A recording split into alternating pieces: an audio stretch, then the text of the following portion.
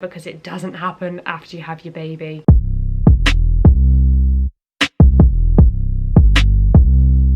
Hi guys, welcome or welcome back to my channel. So today's video is going to be 10 things to do before you have your baby, and this is a list that I put together from things that I completely forgot to do myself and also things that I did do myself as well. So this whole list excludes the most obvious things like preparing your home, preparing your nursery, stocking up on nappies and clothes. All those obvious things I've just taken out of the list because that's something that you're just going to do naturally. But the rest of the list is for all you first time mums like me, and also you mums that maybe just need to get back into the swing of things. So I hope you guys enjoyed this video. Don't forget to give it a thumbs up and let's just get started. Okay, so number one, I thought I would start with something that I completely forgot to do, and that is practice your car seat and practice your travel system, so your whole pram system. So don't do it the hard way like I did, and when you go to leave the hospital, we had 3 midwives in our room trying to sort out how you adjust the straps. Oh my god, guys, I was so embarrassed. Honestly, make sure you practice on a doll or on a teddy bear in that car seat. Make sure you know how to elongate the straps, how to tighten the straps, how to click it in and click it back out. Also, the other thing I suggest is trying it out in the car as well, so learning how to actually clip it in safely into the car. So for us, that was the second hurdle. We had all the midwives adjust the straps and everything was fine. She was all clipped in, and then we got to the car with just me and Rick, and I was like, I don't think I looked up how to put it in the car. So there's me on Google outside the hospital trying to work out how to clip in this car seat with the baby already in it. So don't do what I did. Just practice opening up your pram, practice closing it back down, put it in the boot of the car, try out your car seat, try out all the different bits for the pram as well. Honestly, just make your life easier because you don't want to be doing it when your baby arrives. Trust me. Number two is something quite obvious, and people do forget to do it though, and that is stock up on freezer meals, on ready meals, anything that can go in the freezer. Bulk cook beforehand and put it all in the freezer so that you don't have to do any cooking when the baby arrives. I know some people get help from other people and they cook for them, which is really good, but obviously in this lockdown as well, we have no idea what's coming ahead of us. So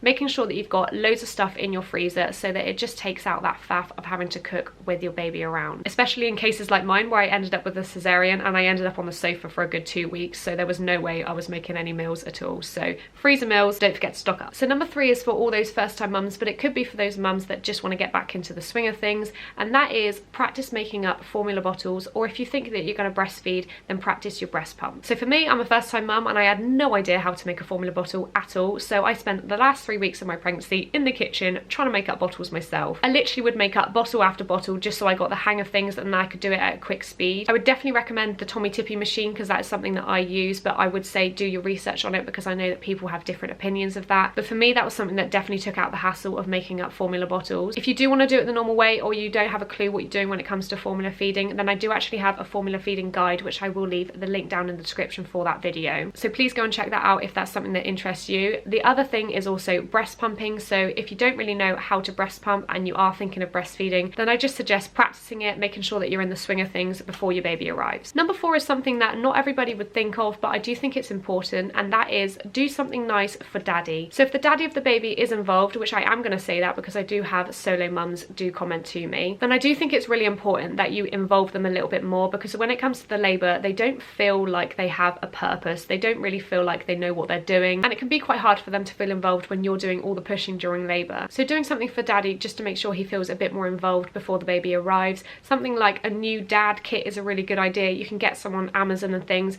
I will try and leave a link down in the description for some that I have seen, but even just a pair of socks or a mug, something that just says best daddy in the world, something that just makes him feel that he's involved and it's not just all about you. So number five is prepare different changing stations around the house. So this definitely came in handy when it came to bringing Lila Rose home from the hospital. We walked straight in the house and she needed changing straight away. Obviously I had just had a cesarean, so I didn't really want to go upstairs and keep changing her upstairs where her changing table was. So we just keep a little box in our living room full of nappies, wipes, spare change of clothes and nappy sacks, and I'd definitely suggest having those in rooms that you're in the majority of the time. So we've got one in Lila Rose's room and we've got one down here in the living room. Or if you didn't want to have different changing stations, then you can get a nappy caddy, or I think it might be called a nappy organizer, and that just keeps all the same things in there, but it has a handle so it makes it portable, and that just means you can move it into any room that you're going into, so that's quite handy as well. Number six is a very obvious one, and that is pack your hospital bags. So I've got 3 videos to help you guys out on this one. I've got my hospital bag, baby's hospital bag and also what I actually used in both of those bags. That last one seems to be the most popular, so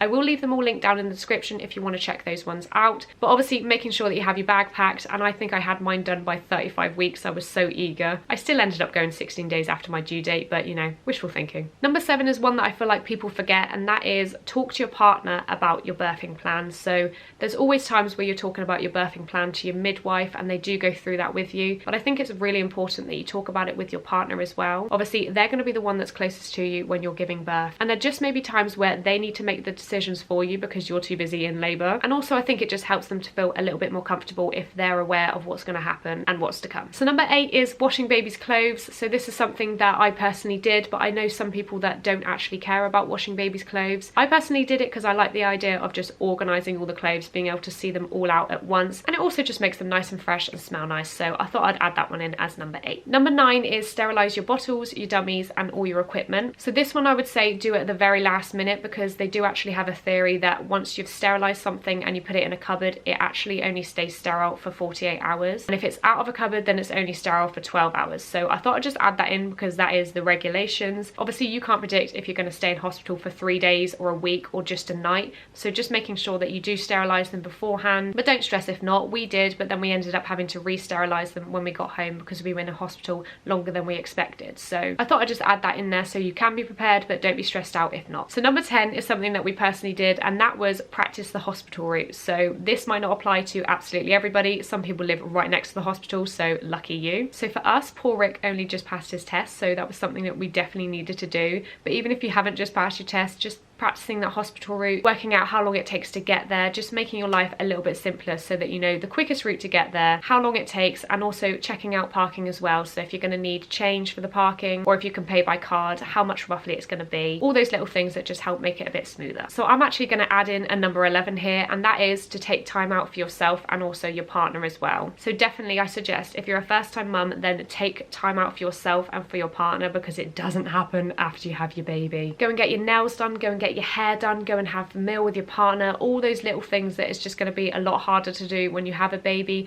Go and do them. Go and do them when you go on maternity. Just make sure that you have your time, and if you aren't a first time mum and you have a baby already or a couple babies already, then just try and get somebody to watch your children or babysit for a couple hours while you go and do something for yourself, because that is so important. I think it's so important that you remind yourself that you're about to bring life into the world, even if it is for a 3rd or 4th time. Just make sure you do something that looks after you and looks after your partner and keeps you all relaxed, ready to go into labour. So that is everything for this video. I hope that helped you guys out, and if it did, then please give it a thumbs up. If you haven't subscribed to my channel already and you'd like to, then please don't forget to hit that subscribe button before you leave, because it really helps to support my channel, and I will see you guys in the next video. Bye!